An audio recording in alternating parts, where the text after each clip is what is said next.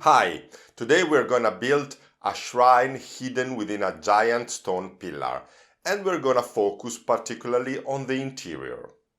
This is the 3D model we created in the previous video, and as usual we're gonna use it to build this model. But now, let's start.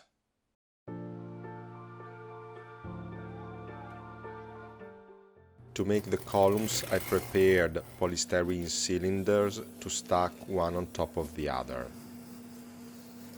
In the center, I made a hole for the wires. Okay, but this is not how I started. Actually, this pillar is meant to hold a ceiling and undergo some degree of stress, so polystyrene is not the best material. I decided to go for something stronger, easy to carve, and what's most important, fun to work with. Corkwood. I glued together various pieces of corkwood and then rounded off the sharper edges.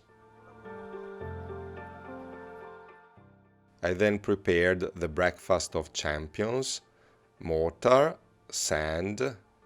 Then I mixed the sand to avoid clumps and water. I then applied the mixture everywhere to create a homogeneous surface.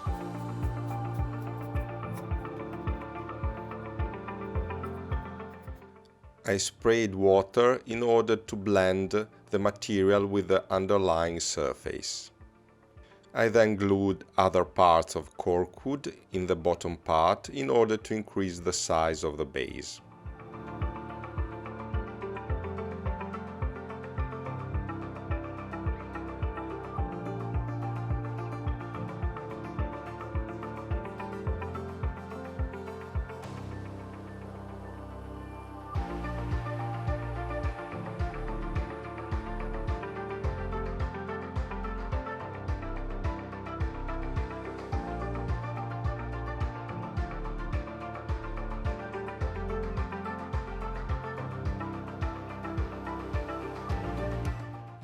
I divided the pillar in several parts in order to work on each one of them separately. First, I separated the top and the bottom part, and then I divided the upper part in sub-parts.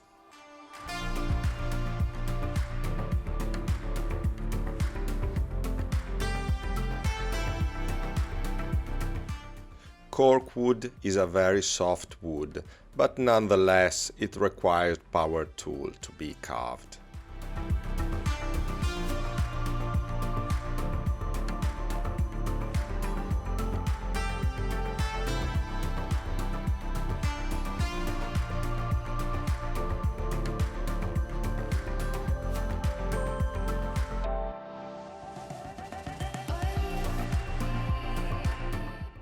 It's amazing how much shavings and sawdust can produce pieces of wood so small.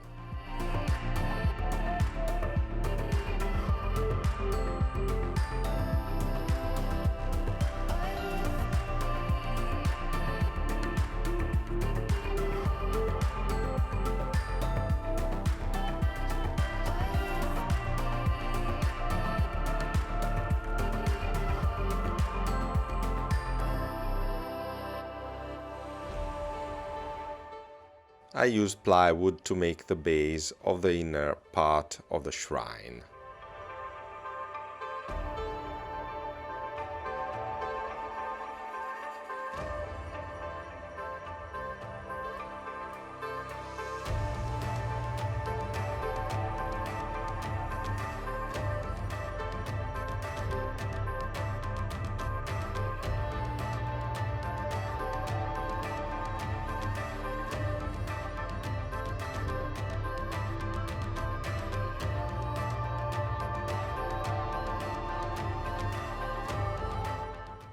I filled the gaps between the bricks with mortar and then washed it out with water.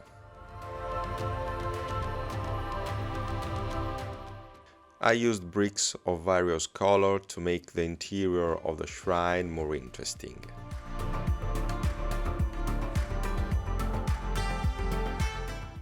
Yes, that's exactly what you think.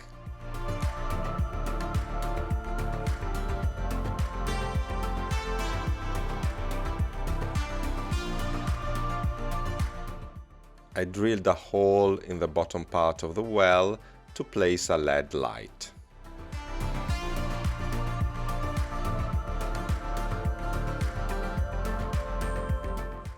The inner part of the well would be hardly visible, but it's made of stone, so I made it with stone as well, and then painted it in brown.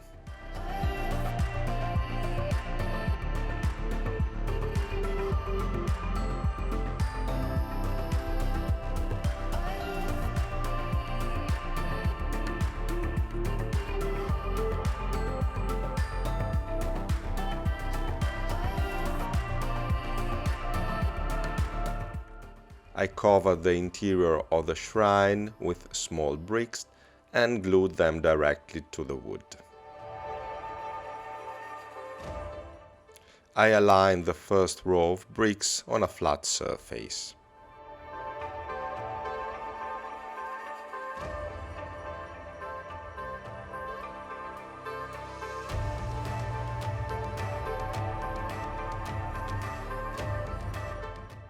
I joined the two parts of the model and then screwed the hingers.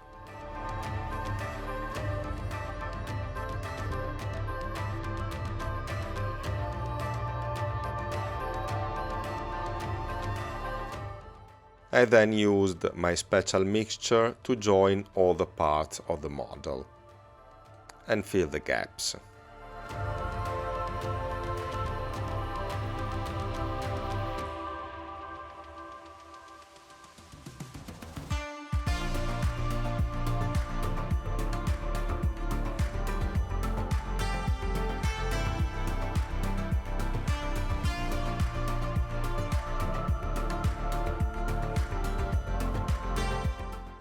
I used a very diluted mixture of color and water to paint the base color.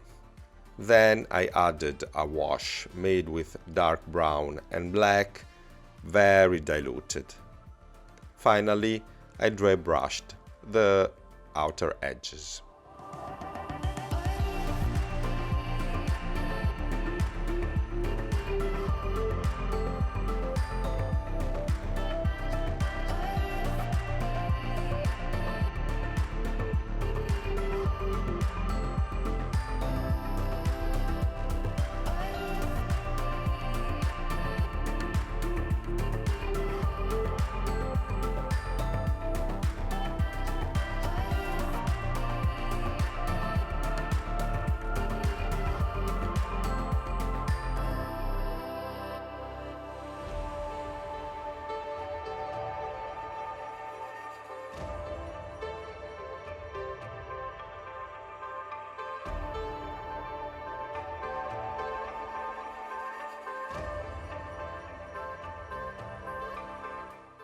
To make the moss, I used the airbrush and an olive green.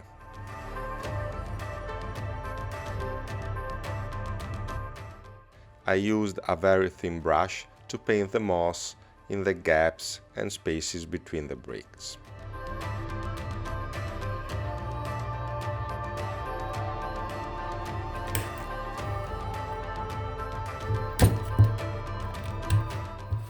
I used a pair of pliers to make scratches and damages to the building, but sometimes I got carried away by enthusiasm. And yet it was not enough. Who cares? It's more realistic now than before.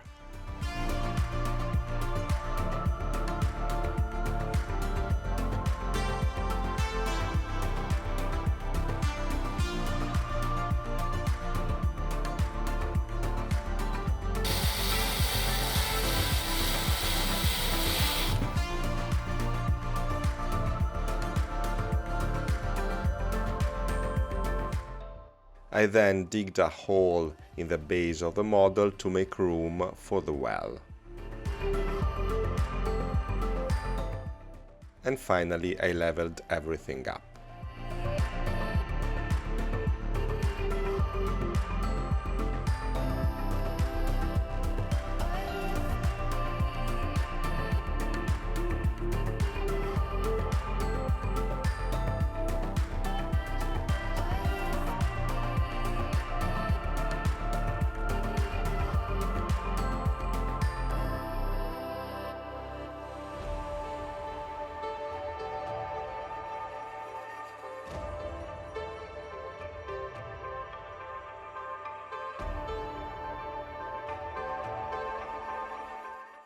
To create a perfect match between the door and the rest of the model, I covered everything with wet mortar and opened it when it was still wet.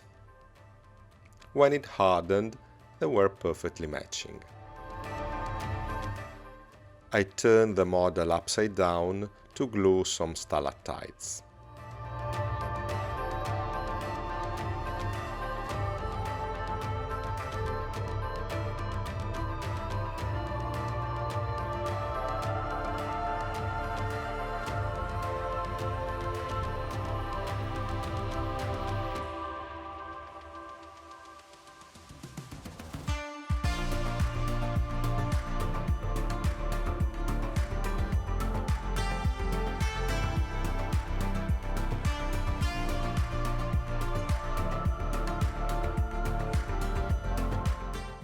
In order to blend the colors, I alternated a stroke of color with a stroke of just water.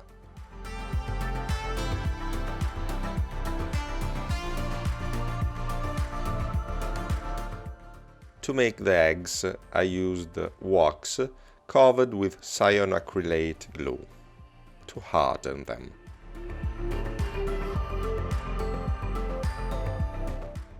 While drilling a hole for an electric cable, I made an extra hole, which turned out to be even more realistic than the one that I made on purpose. Well, good for me.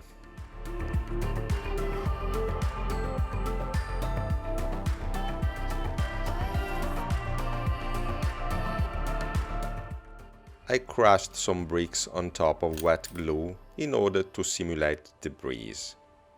I then added a glossy paste to create water.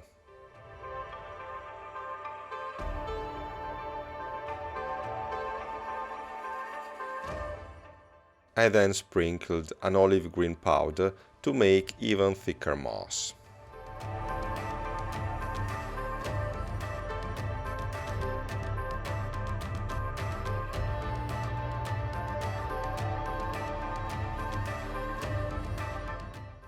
On the top of the model, I made a circular hole to place some stalagmites and LED lights.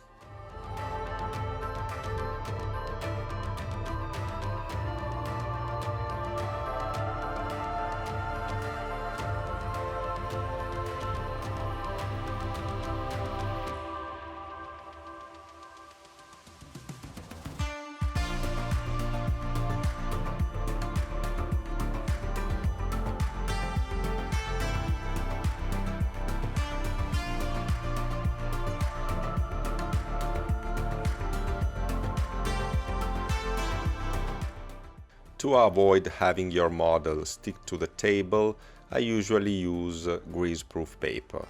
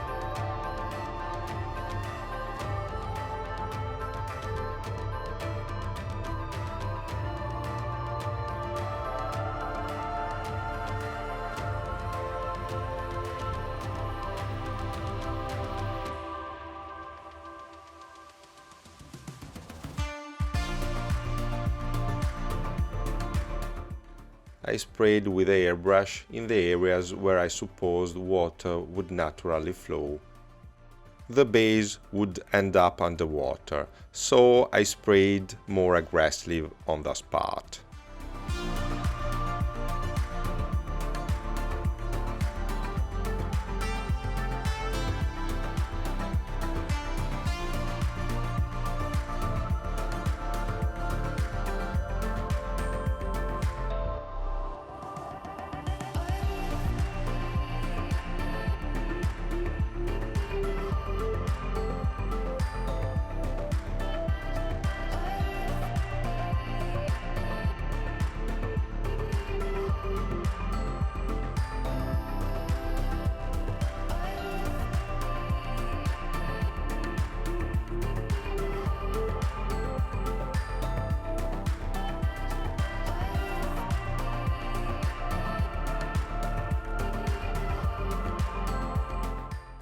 To make the vegetation, I used real moss.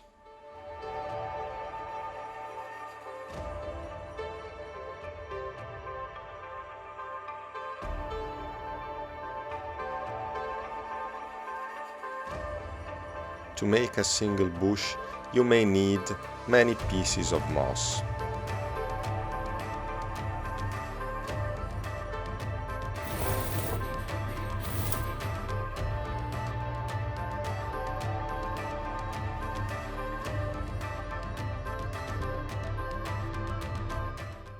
At this point I told myself, how to make the webs. And all of a sudden I realized that a material that is usually problematic because it sticks everywhere could be the solution: hot glue.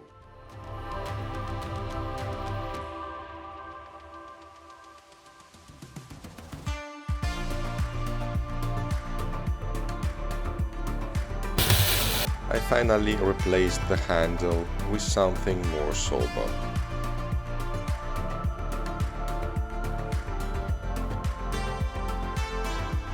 I took a spider miniature in 3 different poses, not knowing by that time which one I would use for the final model. I used brown as base color.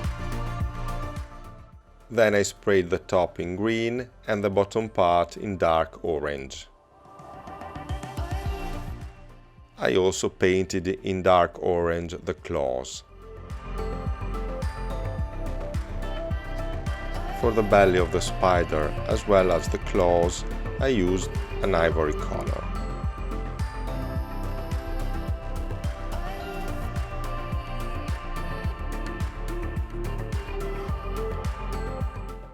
For the shadows, I used a red-brown wash.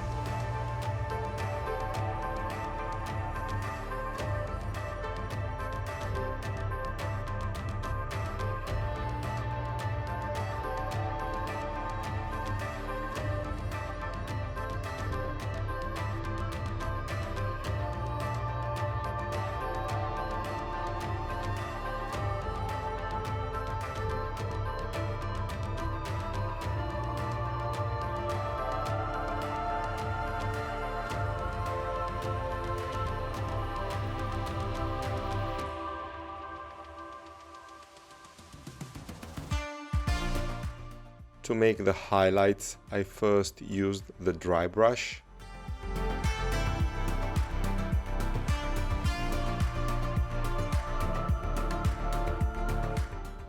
And then a very thin brush for the finer details.